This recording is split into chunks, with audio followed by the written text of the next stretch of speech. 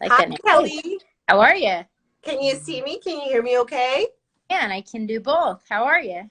Good, good. So nice to chat with you. Likewise. Happy Tuesday. Happy Tuesday. I can't believe it's Tuesday. I know, right? I know. Yeah. I can't believe it's almost May. Oh, I still it's feel like spring. I have a lot to do for my New Year's resolutions. What New Year's resolutions? I know what I actually did. I made my first of the year February 1st because January is just a blur. Oh So, yeah. Yeah, so let's just but start now. I'm actually almost at May 1st and I still haven't done what I wanted to do by February 1st. So Oh my I gosh, got a every year. It happens to us, all of us, every year, right? Oh, I know. Well, a lot of people just gave up on him, but I've still got work to do. But yeah, welcome. Welcome to your Yeah. Toolbox series live with us. I'm excited. I'm Yeah. excited to chat about sleep. It's my Yeah. favorite subject. Excellent. Well, it's my favorite hobby Yeah. when I get the chance as a mom of many, but little. Yeah, it's something that I'm all for optimizing as best as possible with little ones who So important. certainly different sleep habits than mamas. Yeah. More We than all need sleep though. We all need yeah, sleep. for sure. You know, it's amazing. Actually, my teenager, who knows all kinds of trivia, was telling me how you can actually survive longer without food and I think even water than you can kind of without sleep, which is Yes. shocking, but true. It's so essential for everyday life. And even, I don't know about you, but when I'm exhausted, I don't enjoy life as much. You see everything in blur and you kind of like just kind of try to get by, but Yeah, you're really not like enjoying your life as much as when you're like feeling rested and yeah. energized, You feel right? right. And I think, you know, our little ones, you can tell when they need to get some more sleep. So, well, so this is the Toolbox series. Prince Lionheart brings us every Tuesday. And what we try to do is give parents more tools for their toolbox because parenting is, as we say, life's greatest improvisation. It's hard. Yeah. True. I mean, we're all winging it, doing the best we can. And we find that we can do better when we know better. So the whole point of this is to learn from experts in their field and to give parents those extra tools that they can employ in their own daily lives with their kids, and hopefully make the parenting journey a little bit easier. So I love that so much. yeah, so I'd like to start out by kind of finding out a little bit about you and how you came to do what you do, and how you found the path to being a sleep consultant. And so why don't you take us through that a little bit? Yeah, so but my name is Lily, and I have two little ones of my own. My daughter is 3 and my son is 5. So I'm right in there with you. I own Lil Baby Sleep, and I became a sleep consultant because I struggled so much when my son was born. We had less than an ideal start to life, and he was in the hospital, and I just could not get this whole motherhood thing just felt really hard for me, right? He didn't latch properly, so I had a lot of issues with breastfeeding, and I just ended up having to rock and hold him all night long. So I was like pumping and holding and rocking, and I actually developed postpartum anxiety and wasn't able to leave my house for like over 4 months. I Wow. was sleep deprived and I was exhausted, and I thought this was it. I was like, Mhm. oh my gosh, I just can't go on. And really, literally, sleep changed my life. One day when I was like browsing, I know a lot of moms can relate to this. You're like 3 a.m., you're browsing your phone because you're like pumping and you're getting ready for that next wake up. And I was like, you know what? Like, I just need something to help me and help my little one sleep. Because I also noticed that he was just miserable, right? And I was just that I was short with my husband and frustrated with my crying baby, and I needed some help. And so I reached out and I started to learn a little bit about sleep. And then I started to get longer stretches. I got like 4 hours, which like felt like night and day, right? 8 hours, and by like a week I was sleeping like 12 hours at night. So it was like Wow. life changing for me. And that's when I was like, you know what, like I got out. My postpartum anxiety was managed. I made mom friends. I was able to kind of enjoy that parenting journey so much more. Mm-hmm. And that's when it started. And that's when I started to look into studying sleep. Mm-hmm. And it's been 5 years. And now this is all I do. This is what I help families learn about sleep, how to improve sleep.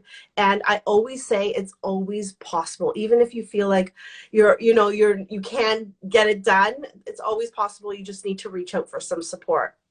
Awesome. So the support that you reached out to that in the wee hours of the night, which by the way, they say that moms, their use of social media and their smartphones and smart devices increases once they have the baby, because we are up at those odd hours solo in the dark somewhere, breastfeeding, pumping, whatever it may be. So that's no surprise that it was at some odd hour of the evening that you found your lifeline. But what was it that helped you, the lifeline in So particular? I joined an online sleep program just like the one that I offer to parents now. So I have a signature online program that helps give you the plan and the support to help you through those hard parts and to help you find something that's going to work for your family, because not everything it works for every family, right? We all have different comfort levels. We all have different babies, little humans that are all different.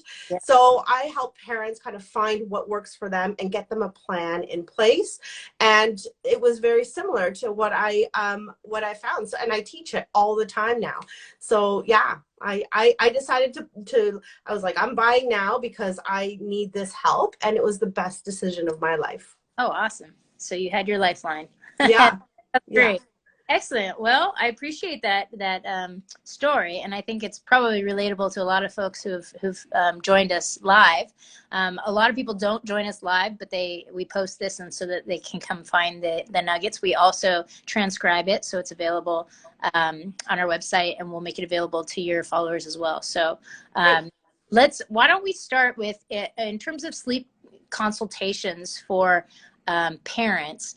I imagine you probably get some of those odd hour lifelines where people are like, I need help, SOS. But what's kind of your typical, I guess, parent who finds you? I imagine they're kind of in distress a little bit, like at their wit's end. But what would you say to parents if you could have an audience and say, hey, maybe get in touch with someone before it's a problem? Or what would be kind of like the most commonly asked questions or challenges, and what are some tips that you can give the folks who are tuning in right now, just overall kind of 30,000 feet view for parents who are struggling with little ones and trying to bring some consistency and revitalization in their life, I would say. Yeah. So the first thing I would say is that you're not alone, that we all struggle with sleep. All right. Sleep is not as simple as we think. There's a lot of moving parts. And so it's okay to get help. It's okay to reach out if you're struggling. There's a ton of free resources, but sometimes we just need a hand, right? Like reaching out. So I would say to parents, if you're struggling, definitely reach out. I obviously love to talk to parents before they hit rock bottom and before they're struggling, because we can prevent it. That's why I love when I hear from newborns, because we can definitely set up some really great sleep habits ahead of time. But, whenever you feel ready to make that change is when you should be reaching out. Because if you're not ready and you're like, hey, Lily, I'm totally happy with my sleep situation right now, then I love that. I love that for you.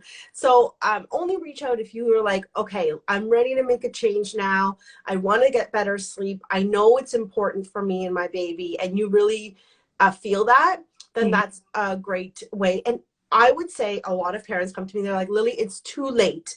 My baby's already 8 months. My baby's already 2 years, 4 years. It's never too late. It's never too late to change your sleep. It's whenever you guys are ready. Okay, got it. Well, that's helpful to a lot of folks, because it addresses everyone along the spectrum. Yeah. Excellent. All right. Well, for those of you who are joining us live, if you have a question, feel free to ping it over and we'll answer it live. But we did get some early submissions, so I want to make sure we go through those because I know people are certainly looking for answers. So let's address those, and then we'll kind of, if we have some time, we'll do some of the more general that can apply to most everyone if possible. So Okay. here's another one. My little guy is 5 months old, and we're just starting to sleep train. He goes to bed pretty well, but usually rolls onto his tummy about half an hour after we put him down and wakes up upset. Do the sleep training rules still apply here? For example, do I let him try to fall back asleep on his tummy, or do I go in whenever he does flip and put him back on his back? He hasn't quite figured out how to roll back onto his back from his tummy, so maybe this will resolve when that happens. Thanks, and looking forward to this. So very specific, but do you have anything for this, Mom? This is an excellent question. And this is common. This is very common. This is one of the top questions that I get. Okay. Because what happens is that your little one's learning a new skill, right? And rolling and standing are skills that they need to practice, right? And so first of all, you want to practice those skills during the day as much as possible. So you want to practice going from standing to sitting to lying down, in this case from rolling from back to tummy, from tummy to back. However, if you are teaching your little one how to sleep independently, the best thing to do is to try to let them practice this on their own, because only through practice will they kind of figure out, hey, I love this tummy sleep thing. And once you put them on their back, if they roll to their tummy, they are safe to stay in their tummy. It is a transition period of about a week and a half until they really master the rolling of from back to tummy to back. I always tell parents, if you're really concerned, you can go and flip them over once, but I would still give them some space to try to practice that skill so that they can master it. And I think that the crib is the safest place for them. So if they want to have a little party and roll around and find their comfy spot, like we all do, like, at night I roll over and try to find like a comfy spot with my pillow. Same with baby. Let them explore and let them practice those skills as much as possible. Okay, great. Yes. So something that I was told, my son had a less than ideal start too in life, and it was in the NICU for. I'm sorry. But the NICU nurse actually was totally cool with him sleeping on his tummy. And I know this goes against what most of the media tells us about, back is best and all that sort of thing. But she said, look, they have squishy noses. There's cartilage because they can breathe. And so even if they're squashed against your boob or whatever, they can breathe. And so she was totally fine with him sleeping on his belly. And that's how he preferred to sleep. So I don't know if they teach something differently in like the sleep consultants, but I always let my babies sleep however they wanted. And he was a belly sleeper. So yeah. I don't know if that runs contrary. I'm just putting it out there because I heard that, and that's, I'm sure she's not the only NICU nurse who's telling parents that. But then when we hear like kind of back to sleep is best, then it makes parents confused. Yeah, so I think that parents should make their own decision on how they want their little one to sleep. As long as they make an informed decision, I think that it's totally up to you what you decide. With sleep consultants, we always have to go through safe sleep only because we want to make sure that it's like the least a risk, right? Sure. But I think that it's up to parents to decide that. Yeah. But do your homework, do some research, find out, and like in terms of safety, sleep safety guidelines, we always do back, but it really does depend on your family and what you feel comfortable with. Yeah. Okay. Yeah. What the official party line is and what they're teaching, but I mean that works for our family, so that's what we did. Exactly. Perfect. Cool. We've got another one that just came over live, funny enough, about another 5-month-old. My now 5-month-old sleeps well, but has always fallen asleep really late. How would we start changing his sleep time? Also, would it be at the same time as we want to start sleep training?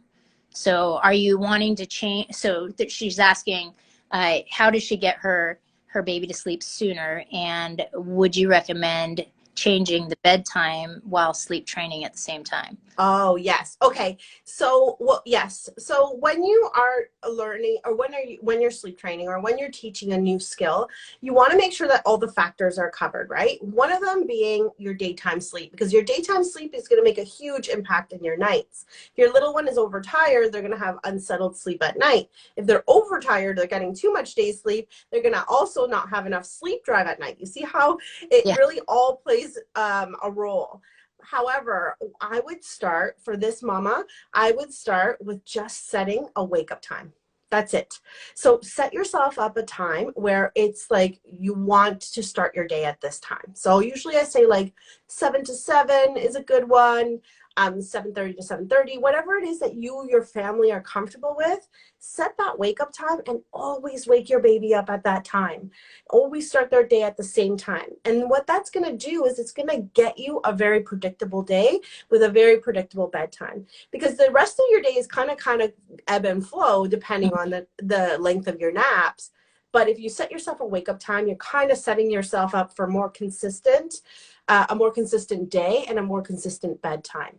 And then that way your bedtime's then going to shift, right? We always want to give 12 hours of sleep because that's really what we need. But you know, it all starts in your wake up time, which you wouldn't think, right? Yeah, So no. yeah.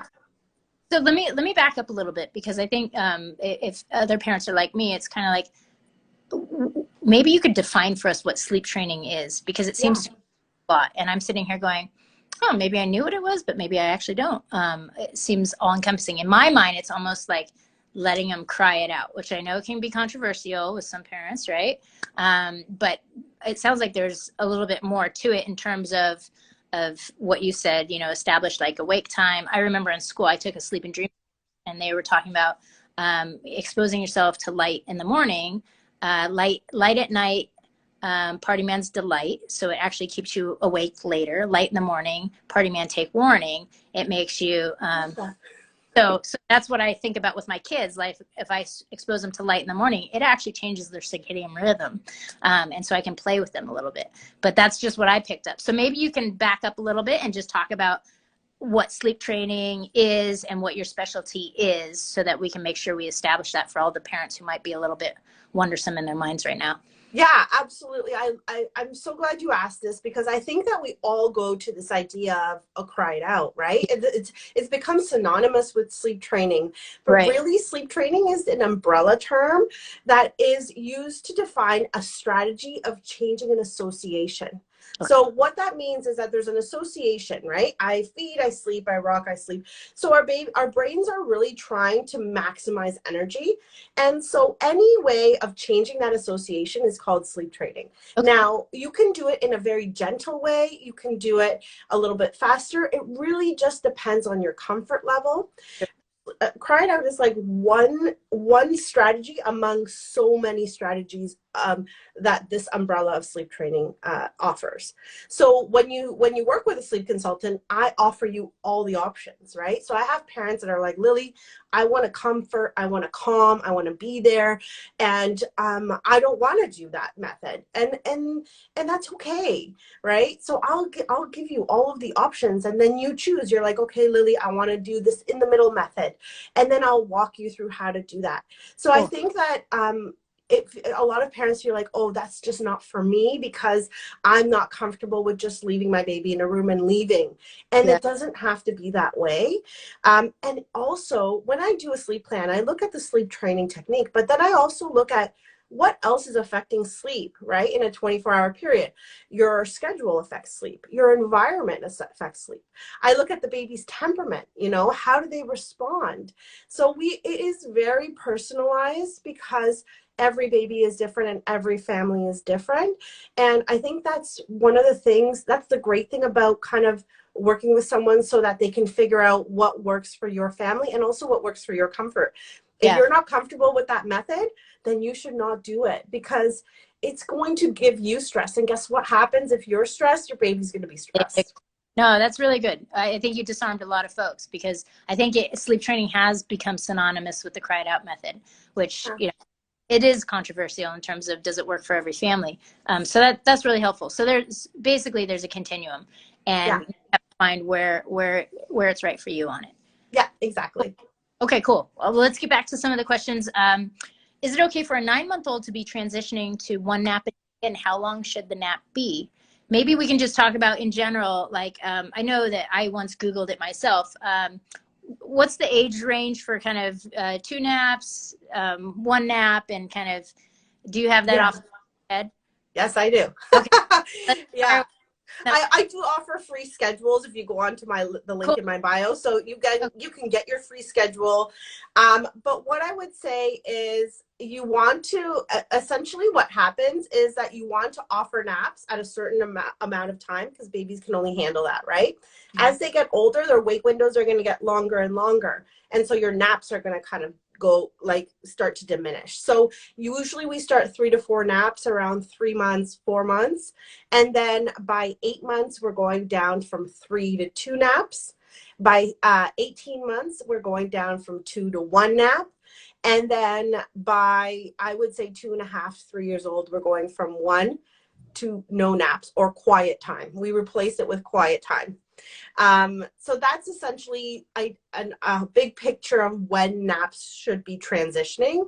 So in this case, for a 9-month-old, I would say still needs to be on 2 naps a day. Okay. Yeah. And then the second part of the question is, how long should the nap be? Yeah. So for a 9-month-old, I would say we're looking at about 2.5, maybe even 3 hours of total day sleep between both naps. So if you're having a short nap in the morning, you're going to have a longer nap in the afternoon.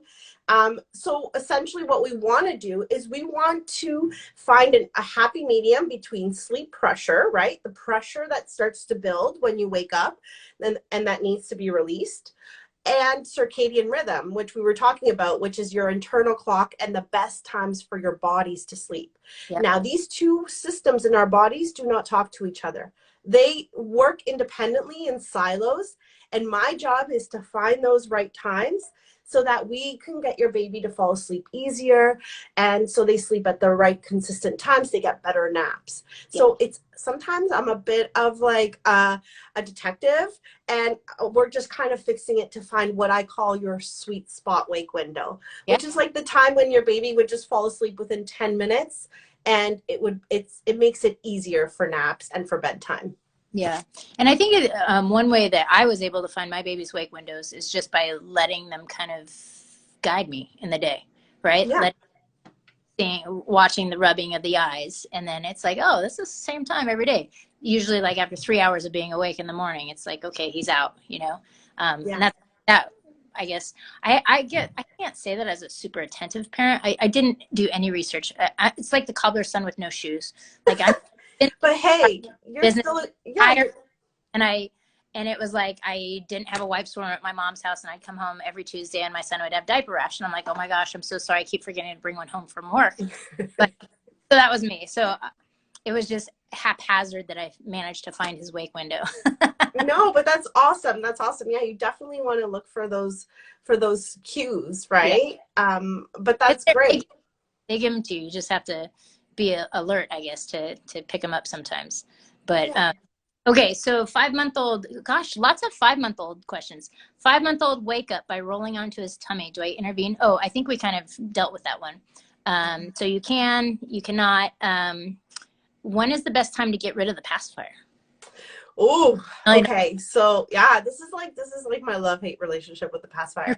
So I love the pacifiers for newborns. I think it helps to calm them. I think it's great. And I love the pacifier for older babies up to, I would say, over 8 months old to about 2 years old. Okay. Where I don't love the pacifier is between the ages of 4 months and 8 months. And the reason why is because they are not able to put it into their mouth themselves. And so if you are okay with replacing it every 2 hours, then I think then keep it, right? Okay. But if you are not okay with doing that, then it's probably time to wean the pacifier between those ages, because after 8 months, they could probably pick it up and put it in their mouth and we're golden. Yeah, gotcha. Yeah. Okay. We got a live, should my 5-month-old take naps during the day to help with sleep training? I think we addressed that about what 3 hours sleep time during the day. Let's see, 5 months old, you were suggesting 3 to 4 naps.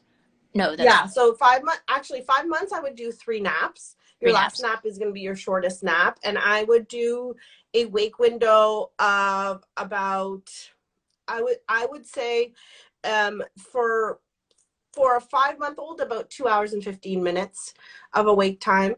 And so you have to kind of, I usually just watch the clock and just do the, put them down at the 2 hour, 15-minute mark.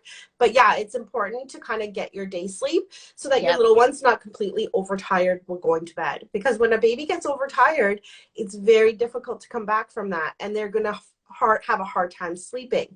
So, and the reason for that is because their body is rushed with hormones like cortisol and adrenaline. Their body's essentially in fight or flight Right. because it's thinking, I'm not going to get sleep, so I might as well keep myself up, right? Right. And then So, their REM sorry? sleep. They don't get their REM stage 4 and all that, right? Exactly, which is only done in the first half of the night, which is actually never made up. So that's why I love early bedtimes, but that's a whole other. Yeah. What time is the early bedtime that you suggest? Because I know for adults, they say kind of the best sleep is before 10, or nothing good really happens after 10 p.m., right? That's kind of the rule for adults, I think. But what about for little ones? 6 to 7:30. 6 to 7:30. Okay. Okay. 7:30 is my, like, I would say 7:30 is prime for your body, for their bodies. And then usually I can match the sleep pressure to that time. So it's ideal. Cool. I now envision you with like gaskets and all kinds of stuff. Oh Match yeah. I'm like, sleep pressure. That's awesome. My 12-month-old keeps skipping his first nap. Is it time to drop to one nap? What I've learned is the answer is no. 12 months is too early for dropping that second nap. exactly. Okay. Yeah. And I guess to help that mom out, what would you do to try to encourage that first nap to be taken? Yeah. So here's the thing with 12-month-olds. They are notorious for nap strikes. They will skip naps 100%. They just do. They're very distracted. It just happens. It usually doesn't last long. It's about a week and a half, 2 weeks, Okay. but it is a developmental thing. So I would say if your baby is 12 months or 11 months and skipping the nap, all we can do is offer. So I would continue to offer your morning nap. If it doesn't happen, adjust your day, move your second nap earlier, but always offer because it will come back. And I don't want you to get stuck on one nap at 12 months because you're going to have a very overtired baby. And I know at daycare, they usually do this. They move them to one nap too early, and then they're just miserable after. So continue to, all we can do is offer. We can't force them to sleep, remember? And I just say, like, go for like a stroller walk at that time, or try to get it. And if you can't, that's okay, don't stress. Sure. Okay, great. Let's see. I'm not able to put my newborn down. She keeps waking once we transfer her. What do I do?